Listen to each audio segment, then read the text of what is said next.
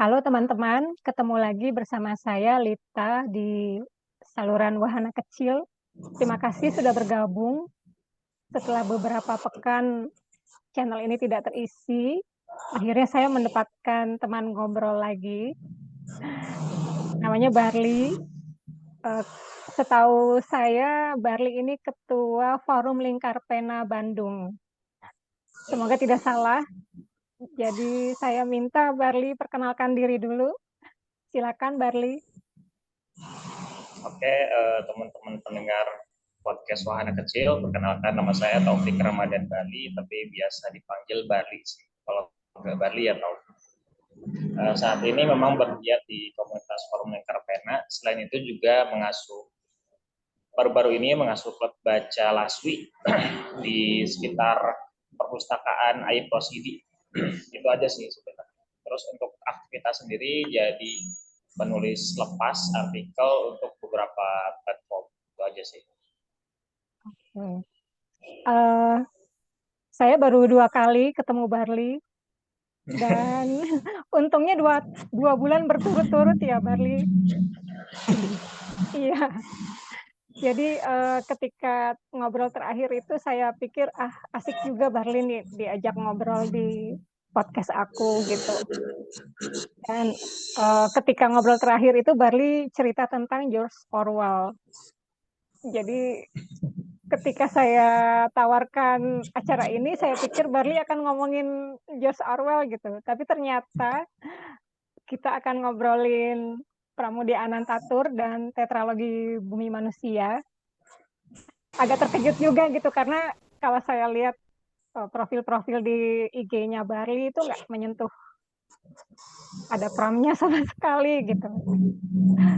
Uh, ya, bisa cerita dulu Barli kenapa memilih tetralogi Bumi Manusia?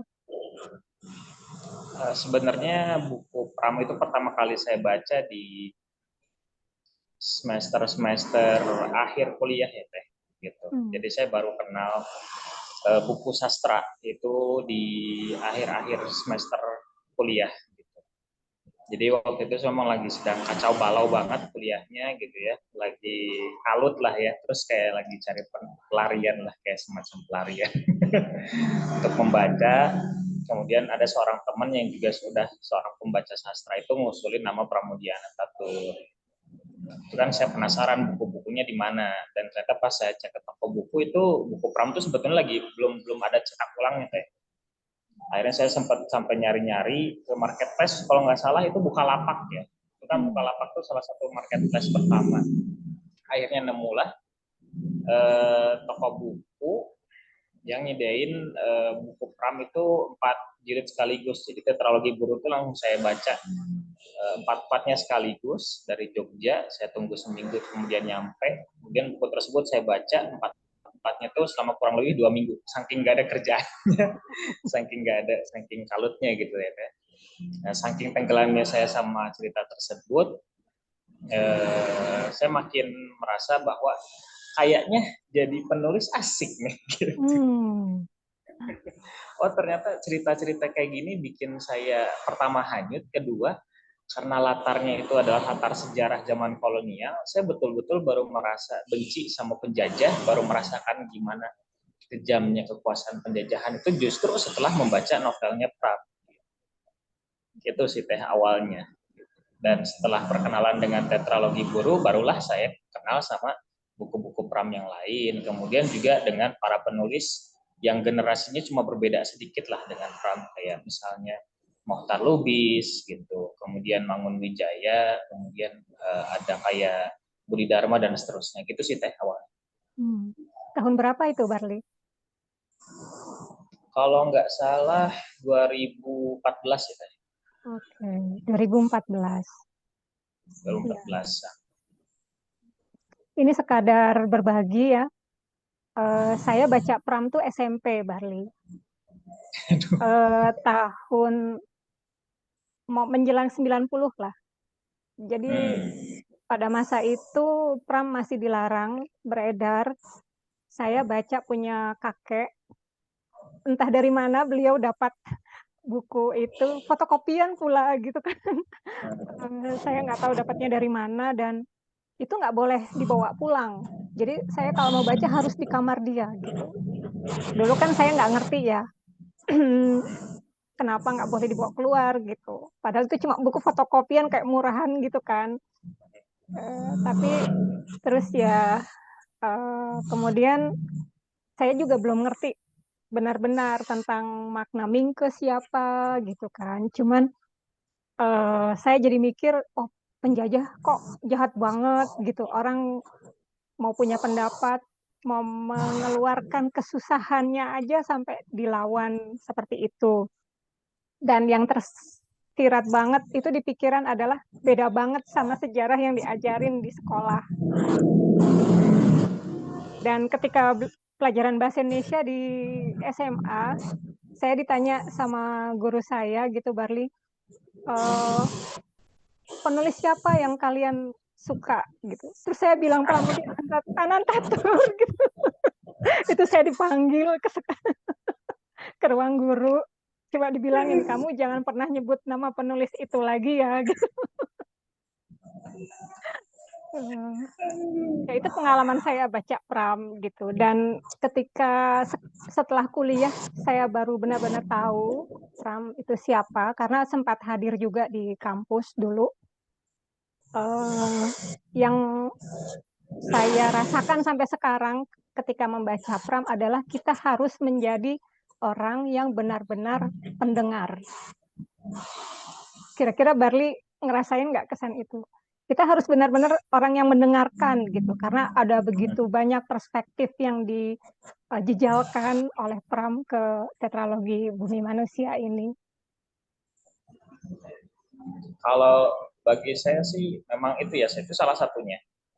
Betapa memang kita harus membaca gitu ya, memerhatikan, mencermati betul-betul sekitar gitu.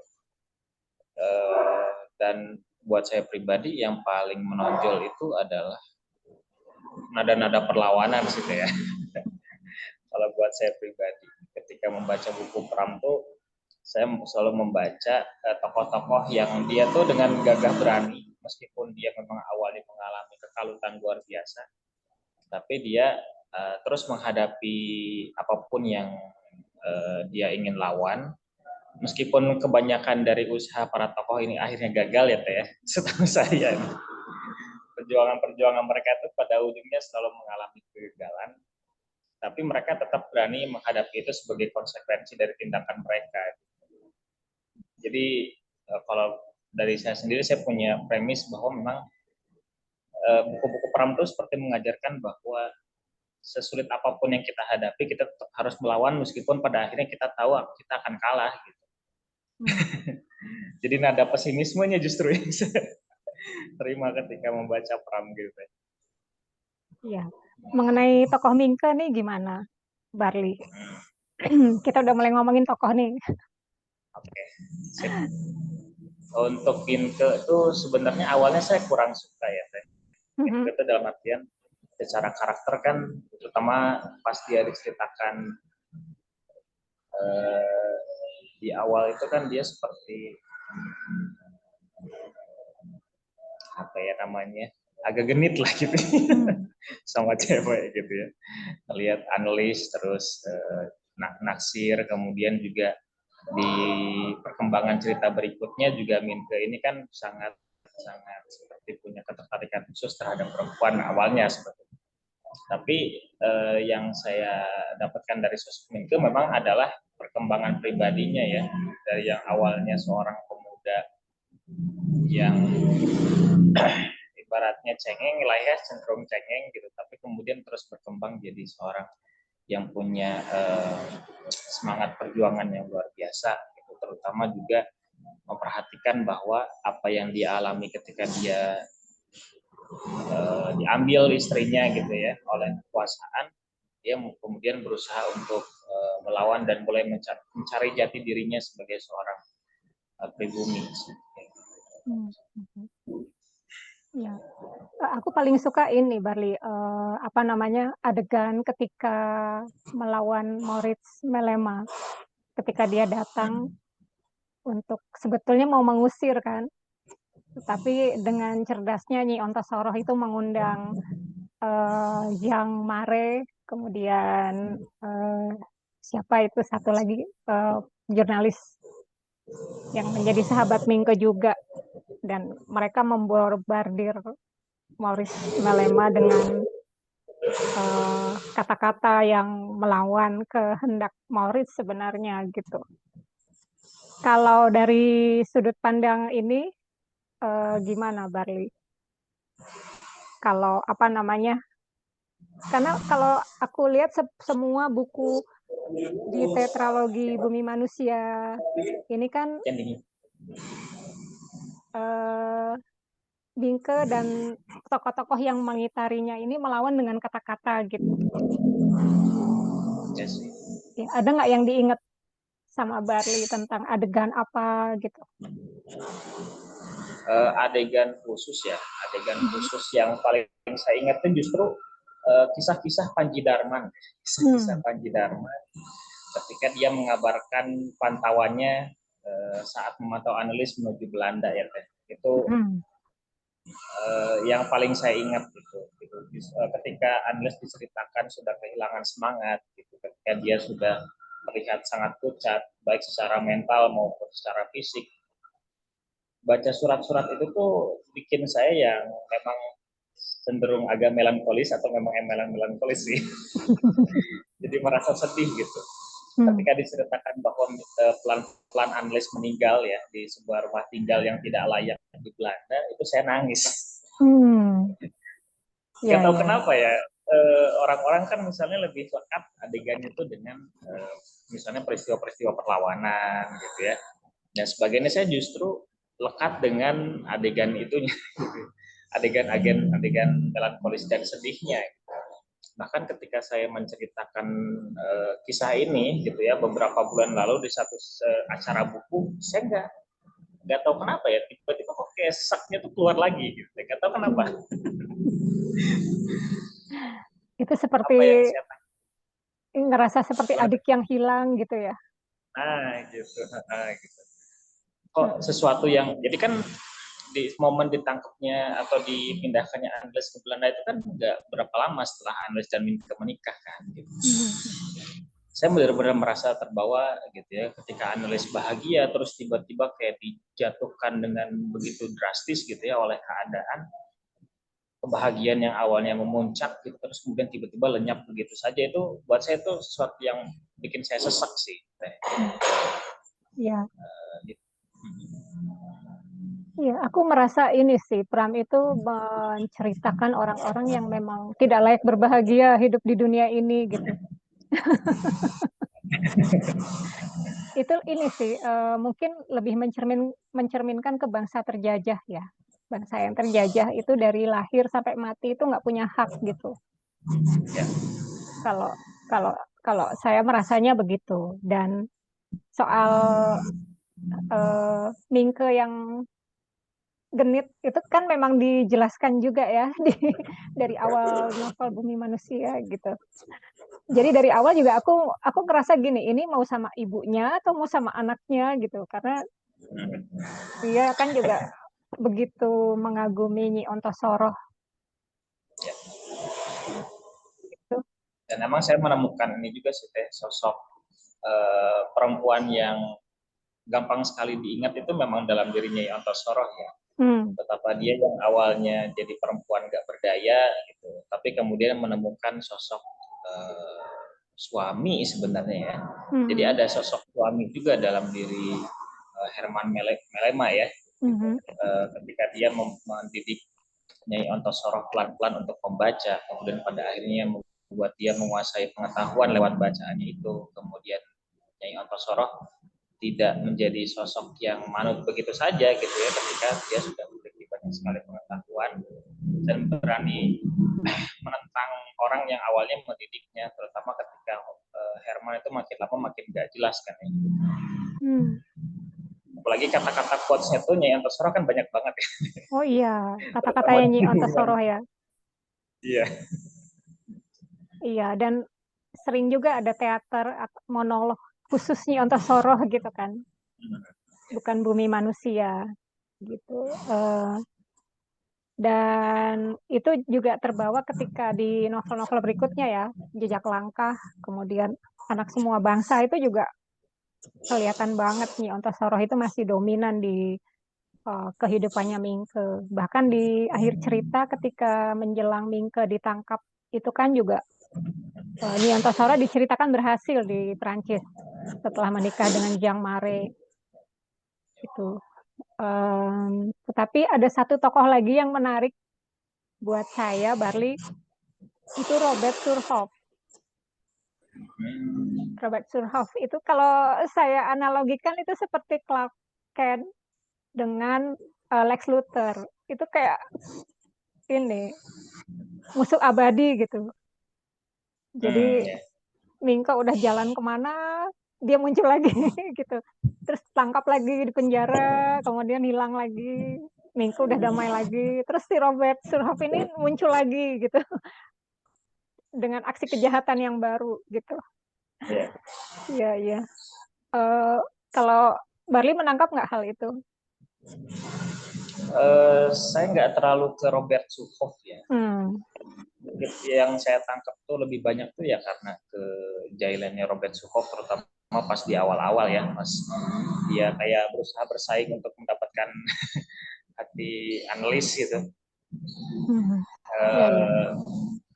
Terus lebih-selebihnya nggak terlalu memang saya tangkap sih.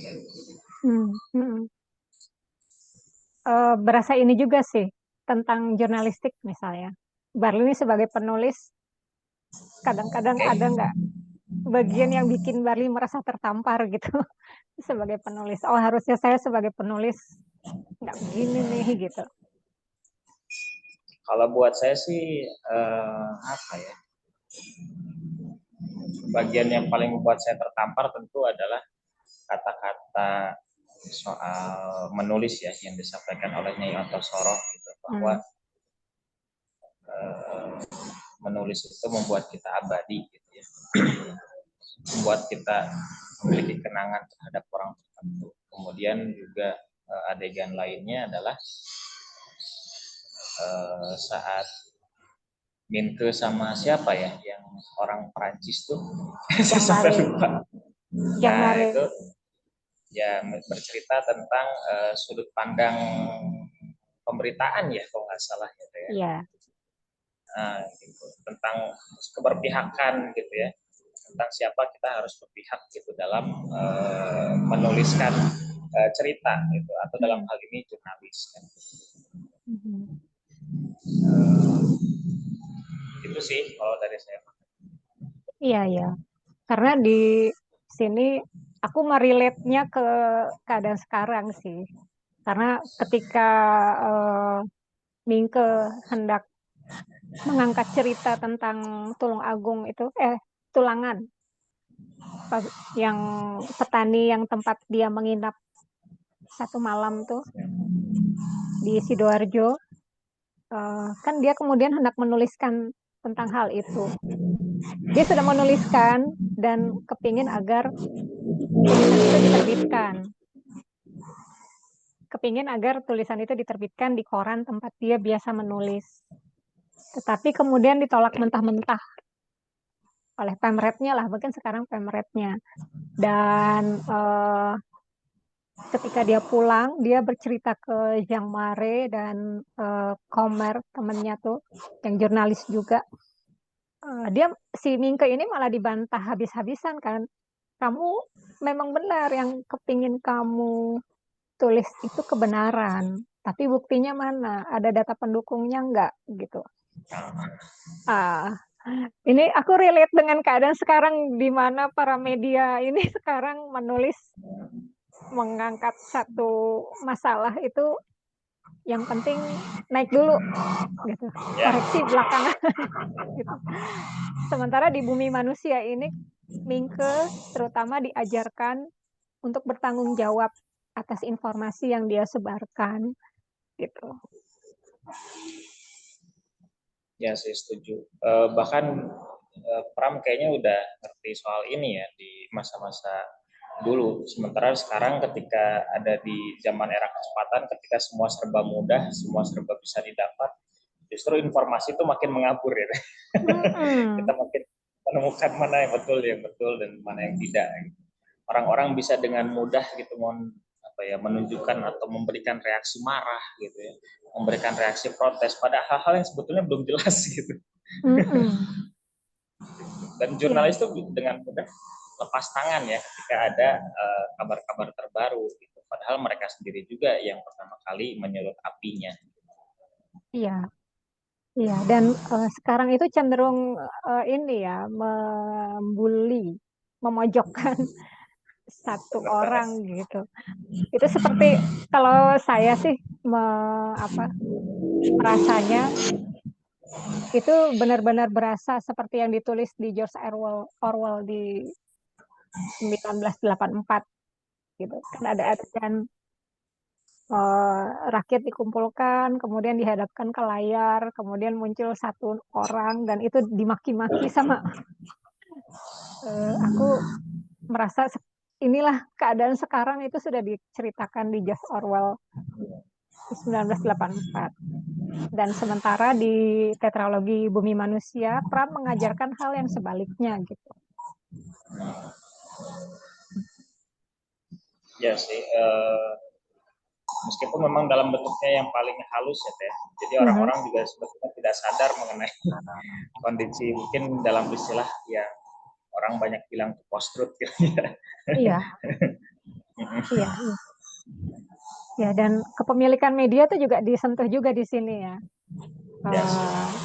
Tentang bahwa kebanyakan media yang beredar di Hindia Belanda pada masa itu dimiliki disokong dananya oleh pabrik gula, pengusaha gula. Gitu. Itu kan juga sekarang kita lihat media rata-rata punya siapa. Iya. Makanya ada media-media tertentu yang berusaha bertahan dan melepaskan diri dari keterikatan pemodal ya, meskipun memang secara sumber daya mereka tetap kesulitan ya. Iya, iya, dan raksasa algoritma ini sekarang kan yang berkuasa. Istilah-istilahnya teteh itu. Iya ya, istilah apa nih? Karena kebayang nggak? Aku nggak memahami aku masih nggak memahami algoritma yang diterapkan di media-media sosial sekarang karena yang buat aku sampah itu bisa viral gitu. Ya. Dengan kata-kata yang mereka pilih sebagai judul, dengan kata-kata yang mereka pilih sebagai deskripsi konten gitu. Sementara konten-konten yang bisa banyak memberi manfaat buat penonton atau pengguna internet itu justru tenggelam. Jadi aku masih bertanya-tanya algoritma apa ini yang harusnya bisa menaikkan aksesibilitas konten-konten seperti itu. Karena kalau aku gali, telusuri, itu kan banyak banget sebetulnya konten-konten yang nggak seviral yang kita biasa lihat berseliweran di FB dan IG gitu. Tapi jarang dilihat orang. Mungkin karena ya tidak dimunculkan. Ya. Terasa juga di Bumi Manusia. Kenapa? Saya sempat ini juga sih baca dan ikutin beberapa diskusi tentang masalah algoritma dan kemandirian media ya Teh. Kalau nggak salah memang kebanyakan mungkin 90% lebih gitu media yang ada di Indonesia memang mengandalkan pemasukan lewat ads gitu ya, lewat iklan, yang mana iklan ini tentu juga tidak hanya memberikan uangnya tapi juga memberikan juga kayak request tertentu.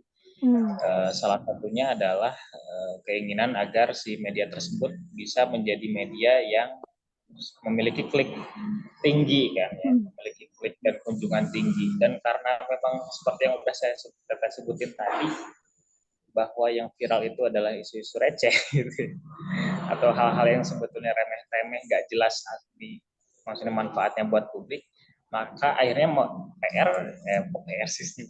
Ayo, ini perlu bahaya ntar masuk ke intinya mah media-media yang dulunya punya idealisme akhirnya mengalah gitu ya pada mekanisme pasar. Akhirnya yang itu juga yang membuat para wartawan yang idealis itu akhirnya keluar gitu ya dari media-media yang dulu pernah menjadi salah satu patron gitu dalam media informasi yang independen. Gitu. Makanya kayak gerakan-gerakan media yang mandiri seperti Project Multatuli perlu kita dukung terus gitu supaya dia bisa terus bertahan gitu di tengah gempuran media yang memberi kita isu-isu yang tidak relevan. Nggak apa-apa nyebut merek. Nggak apa-apa. Soal yang jelek gitu ya. Asal tidak menjatuhkan. Oke. Iya.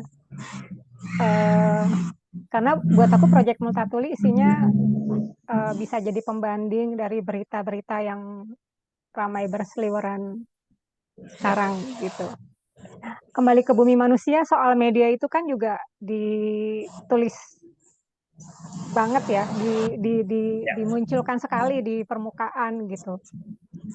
Misalnya gini, ketika pengadilan apapun yang melibatkan keluarga Melema dan Mingke itu diliput habis-habisan kan oleh media Surabaya terutama karena ini settingnya di Surabaya.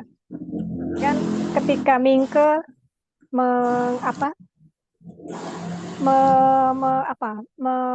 mengemukakan masalah tentang sewa tanah yang diturunkan atau masalah petani gula atau tentang boykot gitu atau perdagangan bahan katun Arab gitu kan, itu seperti ditenggelamkan. Jadi oplah mereka turun drastis ya, oplah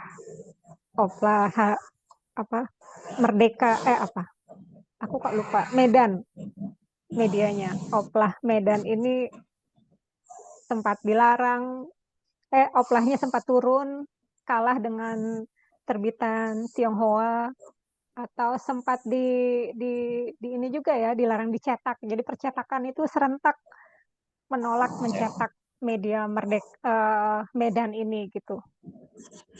Itu seperti terulang lagi seperti sekarang gitu.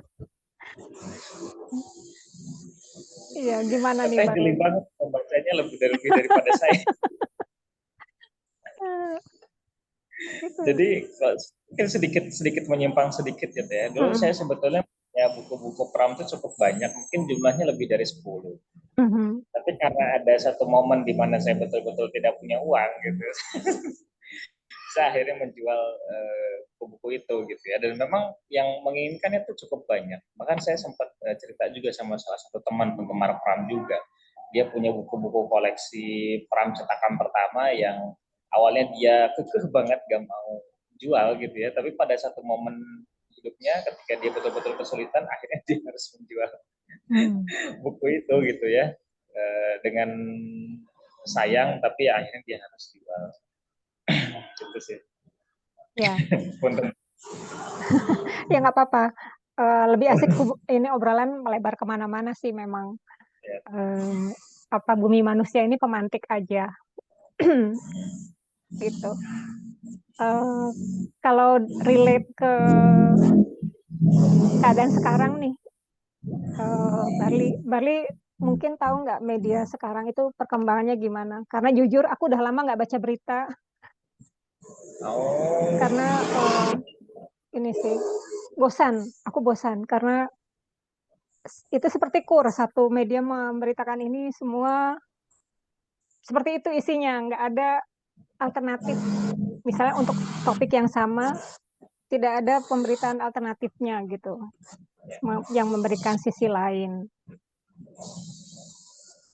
Oke, jadi saya sebetulnya karena pernah sampai saat ini sebetulnya tergabung jadi penulis lepas di salah satu portal berita yang saya amati terhadap media yang muncul sekarang sih sama seperti yang tadi diceritakan sama Teteh ya. Kebanyakan memang menceritakan hal-hal yang memang viral ya.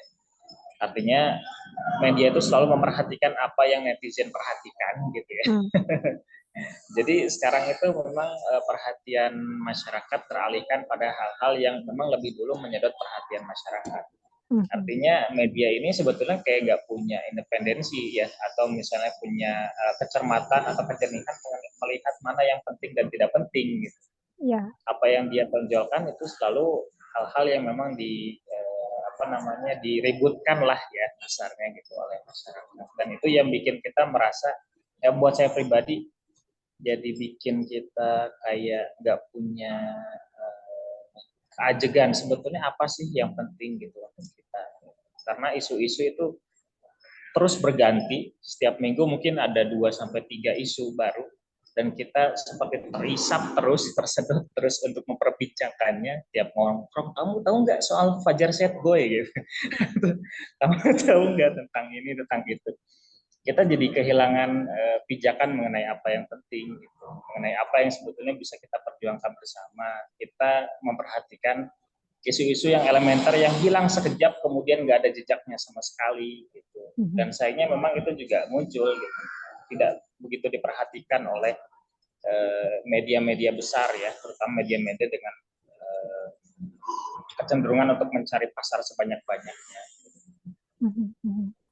Oh, kalau Teteh sendiri kok bisa berhenti baca berita itu gimana Teh? Ya itu tadi bosan. Jadi setiap baca, paling yang saya baca tuh tentang sastra, tentang yang saya minati aja. Tetapi misalnya yang jadi mainstream, isu-isu yang banyak dibicarakan orang, kalau saya bandingkan antara media yang satu dengan media yang lain, itu sama isinya gitu. Kurang lebih hanya judulnya aja yang beda gitu. Hanya ya penyusunan kata-kata paragrafnya yang beda. Ya, Iya. Jadi kalau saya kembali ke belakang pada masa Orde Baru itu kan ada yang namanya Editors Club.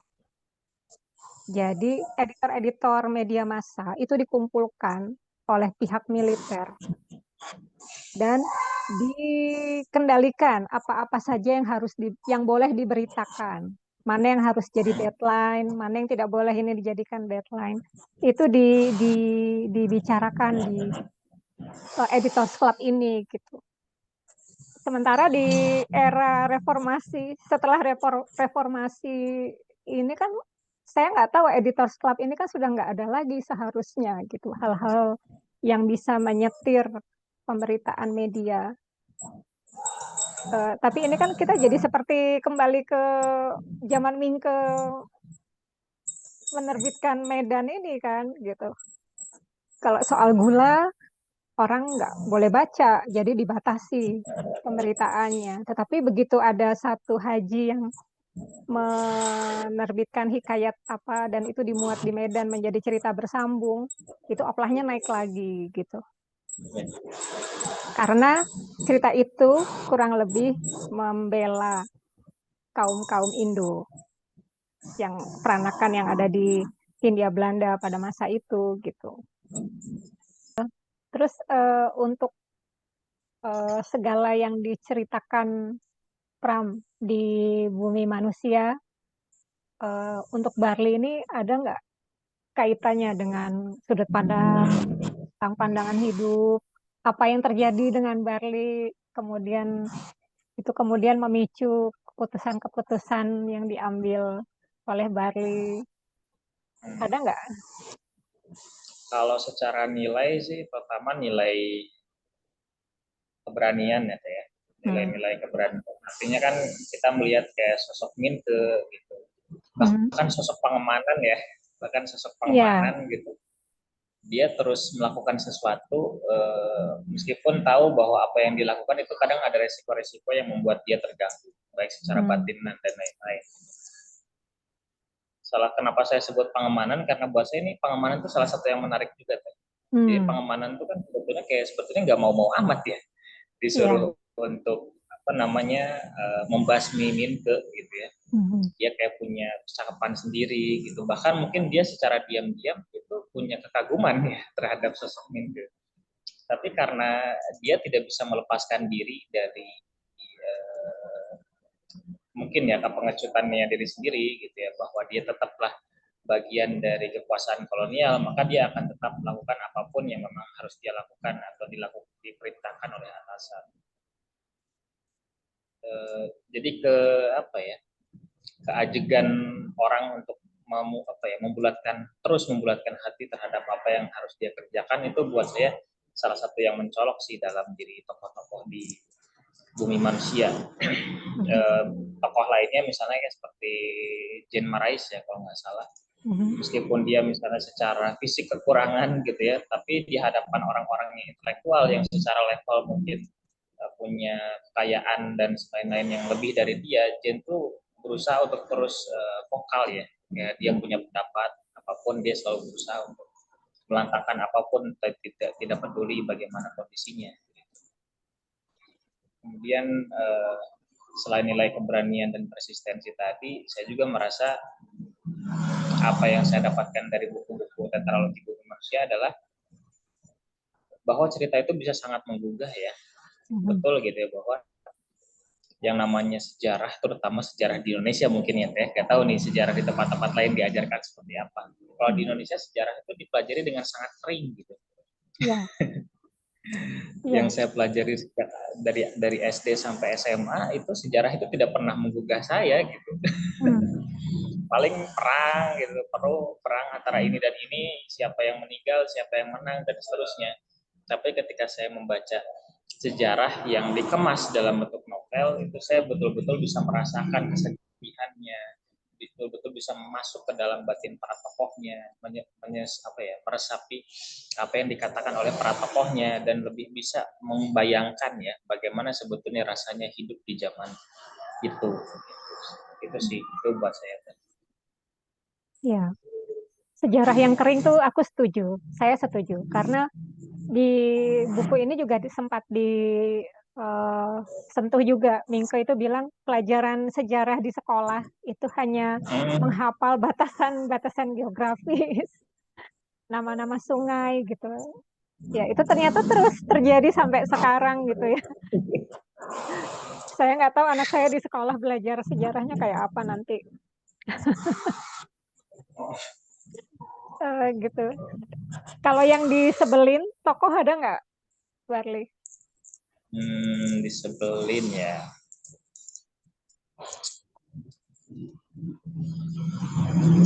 Buat saya sih enggak ya, Teh. Buat saya sih enggak. Saya nggak ada kayak tokoh yang dibenci, karena saya pikir Pram tuh berhasil menyuguhkan tokoh-tokoh yang memang manusiawi sih. Walaupun misalnya ada beberapa orang yang mengatakan kadang-kadang ada terlalu pendewaan berlebihan pada beberapa tokoh, tapi menurut saya tetap mereka secara dimensi cukup kompleks ya, betul-betul manusiawi. Baik itu Herman Melema atau misalnya istrinya Herman Melema di Belanda, bagi saya keputusan-keputusan mereka itu tetap manusiawi, tetap hal-hal yang memang mungkin dilakukan oleh manusia. Tidak ada yang saya benci sebetulnya di manusia. Iya. Jadi ada sisi yang kita kagumi, ada sisi yang kita nggak suka juga ya. Kayak Nyi Ontosoroh itu saya nggak suka terlalu dominannya, terlalu keras usahanya untuk melesatkan pemikiran-pemikiran dia, terutama kepada Mingke. Itu dari sudut pandang saya sebagai pembaca sih. Gitu. Saya juga nggak ada. Dan seperti yang saya bilang tadi bahwa kita itu diminta, kalau kita membaca Bumi Manusia ini, kita seperti diminta untuk mendengarkan, menyimak dengan sungguh-sungguh gitu. Dan karena terlalu banyak perspektif yang ditumpahkan oleh Pram di tetralogi ini. Dan kalau kita lihat dari proses penulisannya kan juga memang Pram pada masa menulis ini juga memang sedang ditahan di Pulau Buru kan, 1970-an. Jadi ada begitu banyak ideologi-ideologi yang ingin dia tuangkan. Dan ini seperti memfiksikan sejarah memang. Kita tahu Mingke itu mewakili tokoh siapa. Ya. Jangan disebut ya. Ya boleh aja disebut karena semua orang ini udah jadi common knowledge kayaknya ya. Tirto Adi, kemudian ada Mas Marco ya. ada Mas Marco. Terus kalau kita cerita tentang Stovia, kita tahu kan Tomo itu siapa gitu. Barli merasakan itu nggak? Untuk pas awal sih saya enggak ya Teh, karena pengetahuan kesejarahan saya pas awal banget baca tuh sebetulnya masih kurang. Jadi saya tuh baru tuh mungkin bertahun-tahun kemudian setelah bacaan sejarahnya agak banyak. Jadi pas awalnya sih enggak, pas awalnya. Ya. Terus ada perubahan pandangan nggak? Sorry, berapa kali ini Barli baca Bumi Manusia? Baca itu di awal itu sampai beberapa kali. Ya. Kemudian saya ngelanjutin lagi kurang lebih beberapa tahun kemudian gitu baca lagi. Tapi memang nggak terlalu sering sih. Iya. Ada perubahan pandangan nggak dari baca pertama, baca kedua? Soal apanya nih Teh? Soal tokohnya atau? Ya, apapun. Bisa tentang peristiwa yang diceritakan di sini gitu. Oke. Kalau pandangan sih yang saya rasa itu soal penulisan ya Teh. Jadi soal kepenulisan itu memang saya paham bahwa Pram itu menulis dalam kondisi yang tidak ideal gitu. Dia sedang berada dalam tahanan gitu. Yang mana dia berusaha merawat ingatan terhadap ceritanya itu kan dengan melisankan, dengan menceritakan novel itu pada tahanan-tahanan lain kan. Pas saya mulai semakin kesini belajar kepenulisan gitu ya dari beberapa penulis, saya semakin merasa memang kalau dari segi kepenulisan nih tetralogi itu agak kaku ya. Agak kaku gitu. Beda misalnya dengan Umar Khayyam gitu ya, atau misalnya dengan Budi Dharma gitu, atau dengan mungkin Muhtar Lubis. Saya merasa memang gaya kepenulisan Pram di tetralogi itu memang terasa agak kaku sih kayak gitu. Ya, ya. Kalau dibanding buku Pram yang lain gimana, Barli? Ada nggak yang dibaca selain tetralogi ini? Karena saya melankolis ya sih.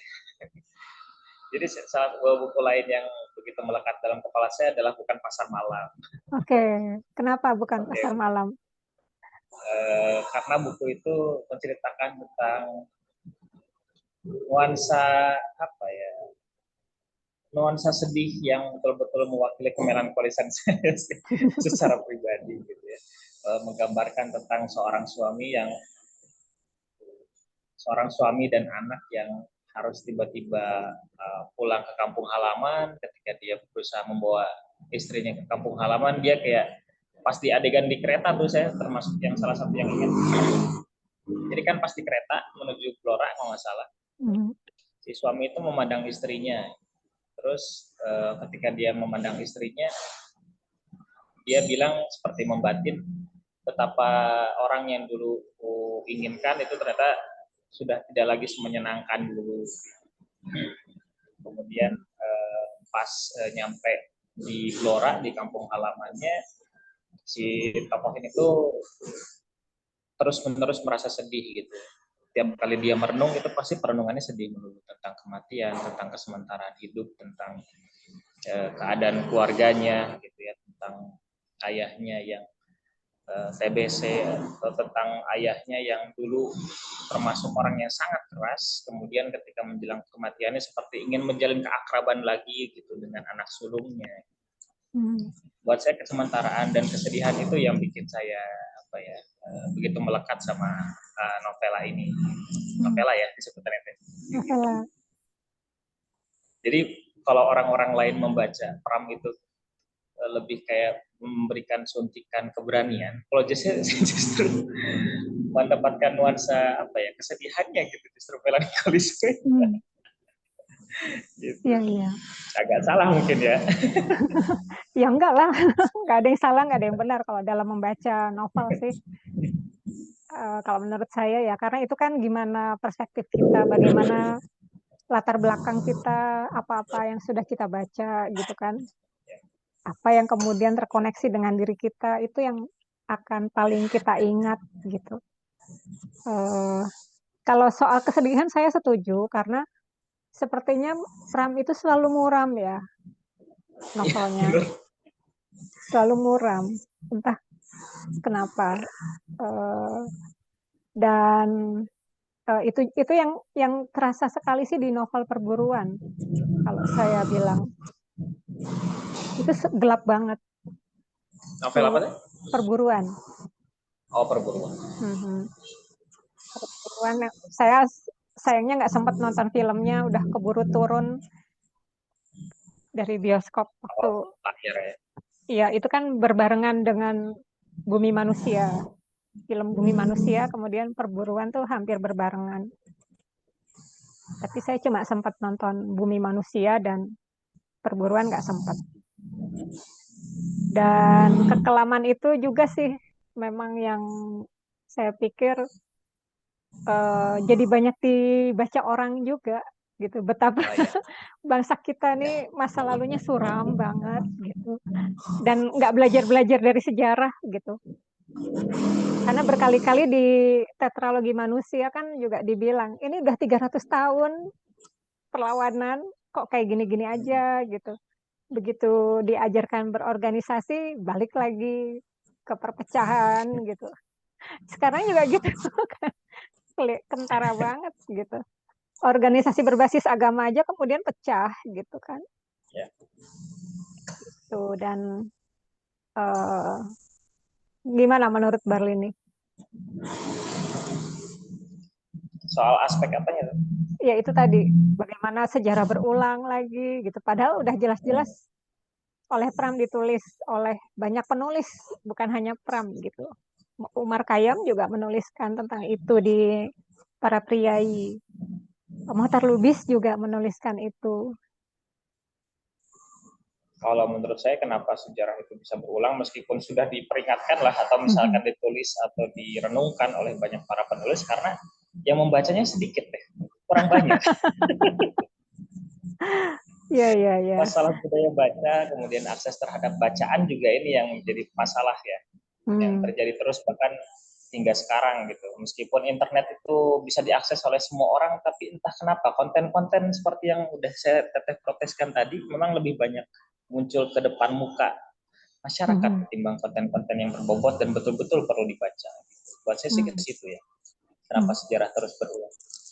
Kemudian kedua, ya memang tidak ada urgensi ya di Indonesia sekarang untuk membaca gitu. Buat saya sih bacaan itu sesuatu yang ibaratnya kalau mau secara pragmatis ekonomi ingin sukses, membaca itu belum jadi sesuatu yang relevan di Indonesia.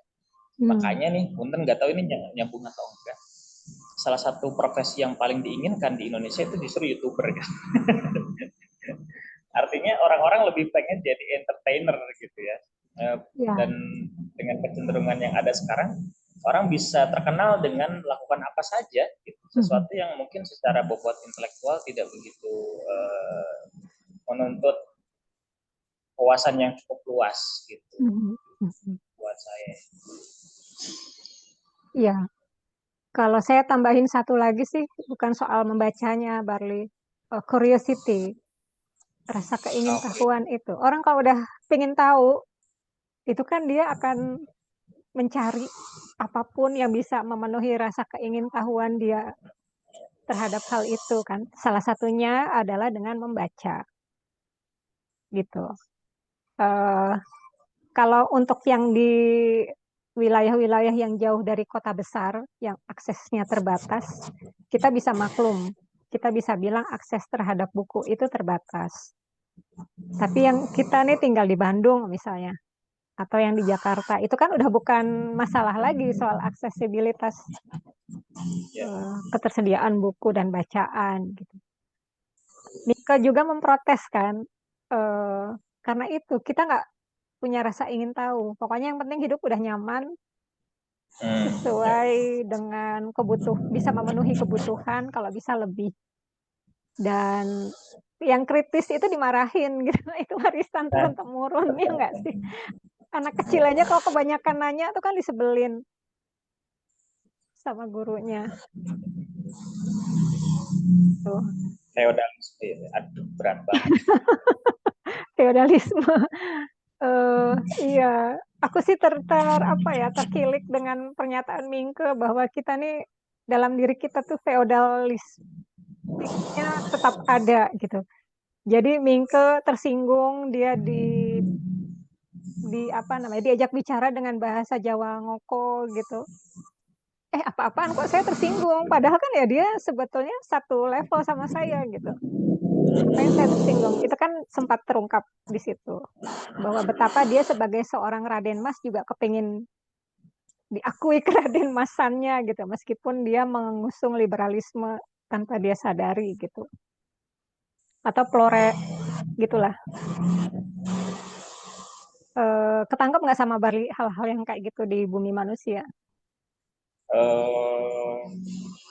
Iya, meskipun memang nggak secara cukup cermat sih. Saya merasa memang aktivitas membaca saya, terutama dulu di awal-awal itu lebih banyak pada bagaimana saya masuk ke dalam cerita dan mengisi waktu sih.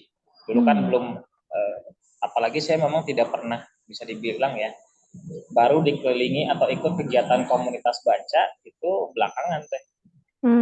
Jadi misalnya ketemu sama Teh Lita, orang-orang yang betul-betul bisa menggali sesuatu yang tidak tertulis ya, menggali sesuatu yang tidak tertulis, mencermati sesuatu yang ada di luar, di dalam permukaan, itu kan saya baru dapat di belakang. Sebelumnya memang membaca itu cuma sebagai aktivitas pribadi. Di rumah saya nggak punya teman gitu, ayah, ibu, itu kakak, nggak ada yang suka membaca. Lembaga yang lain juga.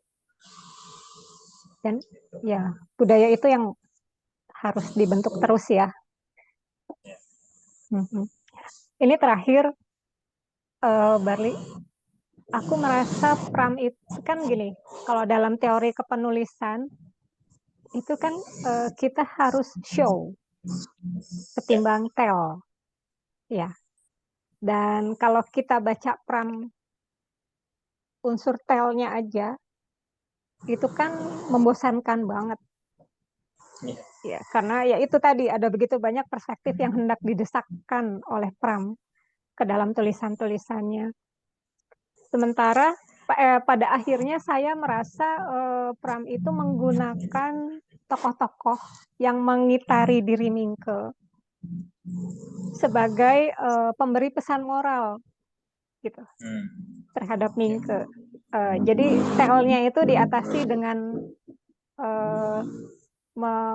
menciptakan tokoh-tokoh yang senantiasa memberi nasihat kepada Mingke gitu. Ini sebagai penulis nih Barli, gimana nih trik yang dipakai Pram nih?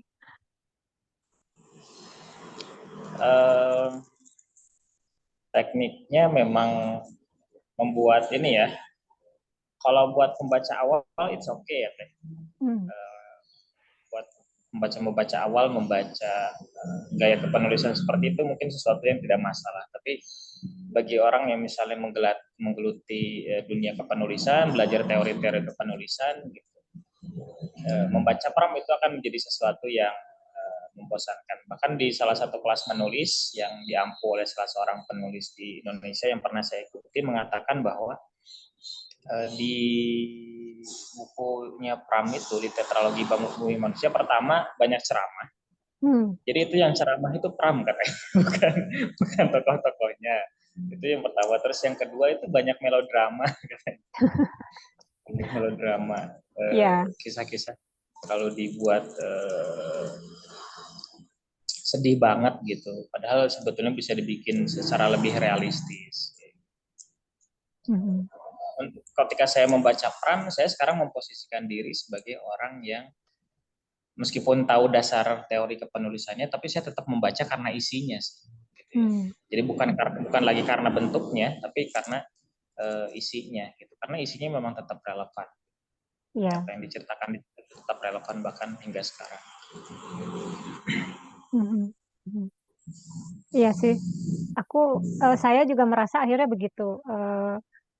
Isinya yang saya nikmati dan itu yang lebih bisa kita pakai sampai sekarang karena terjadi lagi.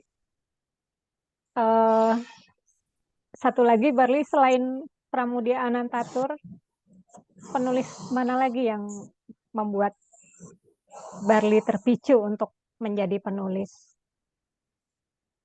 Penulis lainnya sebetulnya cukup banyak, tapi ada satu penulis perempuan yang saya pikir pas pertama kali saya baca karyanya saya langsung terpikat, oh gini ya cara nulis yang bagus gitu. Ini menurut selera pribadi ya, Teh. Saya membaca Interpreter of Melodies-nya Jumpa Lahiri. Oke. Itu kan cerita-cerita pendeknya Jumpa Lahiri itu selalu realis ya. Dan cerpen-cerpen itu lebih panjang daripada cerpen-cerpen koran yang ada di Indonesia. Tapi ketika saya membaca cerpen-cerpen dari Jumpa Lahiri, terutama di kumpulan Interpreter of Melodies, saya merasa jadi penulis cerpen itu ternyata bisa menyuguhkan satu apa ya, tokoh yang betul-betul utuh gitu. Jadi kan kalau misalnya cerpen itu, terutama cerpen-cerpen koran itu kan biasanya sama aja, seperti ingin memaksakan pesan-pesan tertentu atau sekedar pengen bikin orang galau dengan kata-kata puitis kan. Sementara kalau di cerpen-cerpennya Jumpa Lahiri, saya merasa di setiap cerpennya saya seperti mendapatkan satu cermin tokoh secara utuh gitu. Saya penasaran gimana sih caranya bikin tokoh yang utuh seperti cerpen-cerpennya Jumpa Lahiri, dan saya memang masih terus belajar untuk mempelajari itu. Kemudian yang kedua sih Stephen King ya. Stephen King itu saya dapatkan karena King ini tidak meromantisir apa ya, kisah hidupnya sebagai seorang penulis. Dia pernah mengakui bahwa menjadi penulis itu memang susah kok gitu. Ada masa-masa ketika dia menulis itu hanya untuk mencari duit. Karena memang ada masa ketika dia memang betul-betul membutuhkan duit dan dia tidak memikirkan apakah karyanya akan masuk penghargaan kah gitu ya, dan lain sebagainya. Dan itu kenyataan yang baru dia terima gitu. Dan dia baru memikirkan kualitas justru ketika dia sudah cukup nyaman secara finansial. Itu kalau penulis lokal selain Pram, atau buku pertama yang dibaca Barli apa sih waktu kecil dulu gitu? Buku novel tuh justru saya baca Teen Lit, Teh. Kalau nggak salah Teen Lit ya. Itu judulnya Cinta Puccino, Teh. Saya mungkin pernah tahu. Nah, itu kebetulan novel itu tuh dipinjam sama Teteh gitu dari temennya. Tapi alih-alih Teteh yang baca, malah saya yang baca gitu. Cinta Puccino itu betul, itu salah satu novel yang masih saya ingat sampai sekarang gitu. Garis besar ceritanya itu saya masih ingat. Dan saya betul-betul baru ngerasa itu kan bukan apa namanya, novel populer sih, yang entah kenapa kok nempel terus, padahal bukunya aja udah mungkin 10 tahun lebih saya udah gak baca gitu, tapi masih tetap nempel sih. Iya, ya sebetulnya nggak masalah kan, buku apapun bisa membuat kita terpicu untuk kemudian jadi penasaran baca apa lagi gitu. Oke, ada lagi Barli yang mau disampaikan? Sebetulnya sih nggak ada ya. Saya justru merasa butuh lebih banyak ngobrol sama Teh Rita, mungkin juga sama Kang Daniel Mahendra ya, apalagi yang lebih banyak punya pengalaman membaca Pram ke depannya gitu. Karena ya apa yang saya tahu tentang Pram, apa yang saya tahu tentang dunia literasi, dunia penulisan dan sebagainya, saya pikir masih sangat sedikit ya. Dan atur nuhun paling ya buat Teh Rita karena udah ngundang untuk ngobrol-ngobrol di sini. Saya sebetulnya nggak bikin persiapan yang khusus-khusus banget, saya cuma baca-baca ulang beberapa bagian dari buku Tetralogi Mimpi Manusia, dan memang gitu. Oke, Barli, terima kasih banyak udah mau nemenin saya di Wahana Kecil. Malah saya lebih banyak dapat ilmu dari Talita. Nggak apa-apa, karena gini, buat saya dunia membaca itu dunia sunyi sebetulnya. Kadang kita sendiri kan, belum tentu orang satu rumah itu sama-sama suka membaca gitu. Ya itu karena tradisi keluarga orang kan beda-beda. Jadi dan meskipun membaca buku tuh sering diidentikan dengan orang yang nggak banyak omong, tapi pada gilirannya kita merasa perlu juga gitu Ya, membagikan apa yang sudah kita baca karena siapa tahu akan memantik memantik hal-hal baru yang kepingin kita ketahui lagi gitu. Dan uh, saluran ini juga saya bikin untuk dokumentasi sebenarnya.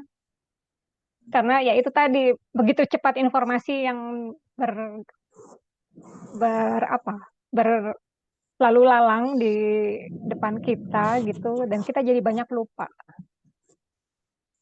Jadi paling enggak ini satu usaha saya untuk mendokumentasikan apa-apa saja yang sudah saya baca bersama teman yang satu pemikiran, satu minat, satu visi. dan memang kan salah satu teladan Pram adalah terus membaca dan mengarsip ya bahkan ya Teh. Ya, karena Pram itu Arsip sejarah. arsiparis juga. Dia pernah bekerja sebagai arsiparis kan. Mhm. Oke, Barli, terima kasih banyak. Ya Teh, Sampai sama-sama. ketemu lagi. Sukses buat acara besok ya. Besok ada acara di Laswi ya. Oh iya Teh. Iya. Dekat datanya dari Jalan Sukabumi. Oh iya, tapi jauh dari rumah. Iya. Sampai ketemu lagi akhir bulan mungkin ya kita akan ketemu di klub baca yang kita ikuti. Terima Ya. kasih banyak dan kepada teman-teman wahana kecil terima kasih sudah menyimak obrolan saya dengan TR Barli. Semoga bisa mendapat manfaat dari apa yang sudah kami perbincangkan tadi.